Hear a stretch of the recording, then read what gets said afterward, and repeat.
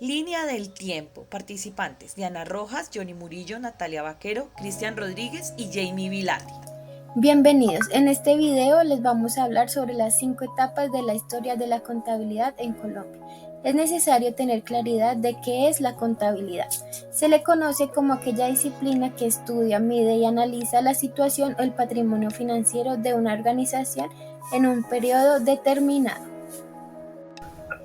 Primera etapa: América precolombina antes de 1492. Las civilizaciones de ese entonces ya habían experimentado en actividades como la escritura y los números. También ya existían las actividades comerciales que se llevaban a cabo por medio de trueques. Poco a poco el hombre se fue dando cuenta que necesitaban de un elemento que les permitiera registrar los trueques para realizar las transacciones económicas de esa época. Es a partir de allí que nace la tablilla de barro, siendo este el antecedente más remoto y más antiguo que se tiene registrado sobre la actividad contable. Esta tablilla de barro aparece en números curvos hechos con un punzón y fue fabricado en la antigua Mesopotamia.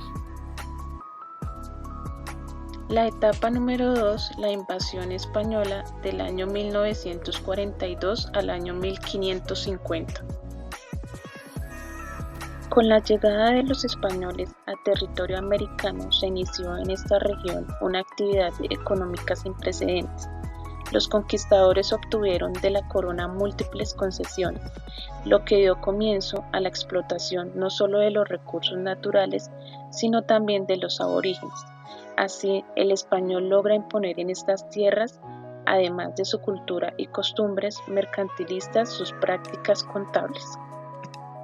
Algunos acontecimientos importantes de la economía en la colonia son: el monopolio español sobre el mercado impidió el surgimiento de empresas coloniales. Las primeras monedas en América fueron el escudo de oro español, el real de plata y la macoquina. Se crea la hacienda pública y los particulares recaudaban impuestos utilizando el método. Etapa de la colonia, 1550 a 1819. Gobernaciones creadas por Corona. Las actuaciones de los gobernadores eran vigiladas por los visitadores reales o inspectores de la Corona.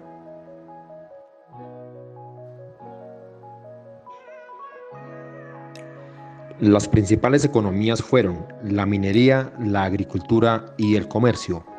En la minería, el interés de los españoles era la sustracción de elementos como oro y plata que fueron llevados directamente a España con el fin de mantener el estatus de la corona y debilitar las deudas obtenidas. La agricultura se desarrolló con el fin de satisfacer las necesidades de la alimentación de la sociedad colonial, pero al finales del siglo XVII, cuando los recursos de la minería fueron agotando, se cultivó la quina, el tabaco y el anil, los cuales eran exportados hacia España.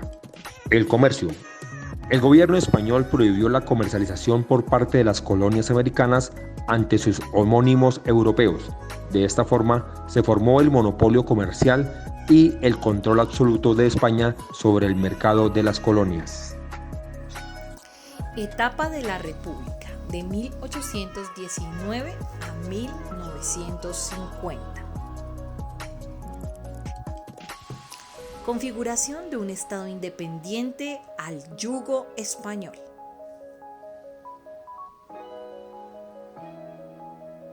Los bienes de los españoles invasores fueron confiscados y devueltos al patrimonio de la nación.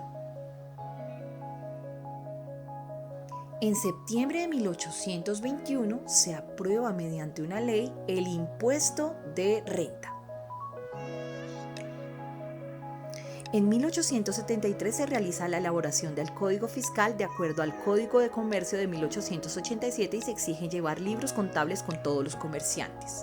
El gobierno expide la Ley 58 de 1931 por la cual se crea la figura de revisión fiscal en el artículo 46 que se da reconocimiento a la profesión de contador juramentado. Ahora hablaremos de la década de oro de la contaduría, de 1950 a hoy. En En 1951 se da la creación del Instituto Nacional de Contadores Públicos. Para el mismo año, bajo decreto 0356 se determina el grado de contador juramentado.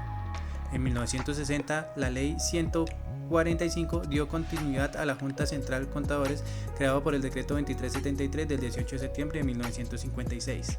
El 29 y 30 de julio de 1960 se realiza el primer Congreso Nacional de Contadores Públicos. En 1964 se incluye la contaduría como carrera universitaria y en 1991 se establece que habrá contador general para la nación. Decreto 2649 de 1993, por el cual se crean los primeros principios y normas de la contabilidad. En 1995 el presidente de la República y el ministro de Hacienda, mediante decreto 85, dan vía jurídica a la Dirección General de Contabilidad Pública. En 1996 el Congreso de la República aprueba la Ley 298 con la cual se crea la Contaduría General de la Nación. Se resalta la Resolución 400 del 2000, se introduce cambios importantes como la preparación de informes para la estadística de las finanzas públicas. En el 2007 se despide el decreto 354, régimen de contabilidad pública, estructurado en 3 componentes: plan general contable, manual de procedimiento y doctrina contable. Normas internacionales NIF. En el 2009 se crea la ley 1314 que trata de la adopción de la NIF.